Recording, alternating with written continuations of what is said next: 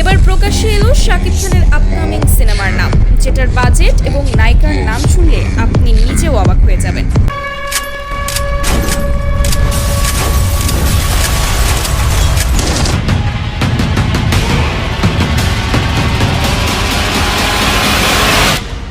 বেশ কিছুদিন ধরে সোশ্যাল মিডিয়া জুড়ে গুঞ্জন উঠেছিল শাকিব খানের পরবর্তী সিনেমার নাম কি হবে আর কবেই বা শুটিং শুরু হচ্ছে, নায়িকাই বা কে হচ্ছেন, ইত্যাদি ইত্যাদি। তবে এবার পরিচালক অফিসিয়ালি কোনো ঘোষণা না দিলেও সিনেমা সংশ্লিষ্টদের মাধ্যমে জানা যায় শাকিব খানের next cinema prince once upon time in Dhaka, যেটা পরিচালনা করবেন অর্ধ শতাধিক নাটক এবং বিজ্ঞাপন নির্মাতা আবু হায়াত মাহমুদ। এছাড়া বড় বড় গুঞ্জন রয়েছে শাকিব খানের নায়িকা হিসেবে পাকিস্তানের হানিয়া আমিরকে দেখা যেতে পারে, যা শুনে নেটিজেনরা বলছেন সিনেমার নাম যেহেতু প্রিন্স, তাই নায়িকা হিসেবে এমন কিউট সুন্দরীকেই খান সাহেবের সাথে বেশ ভালো মানাবে।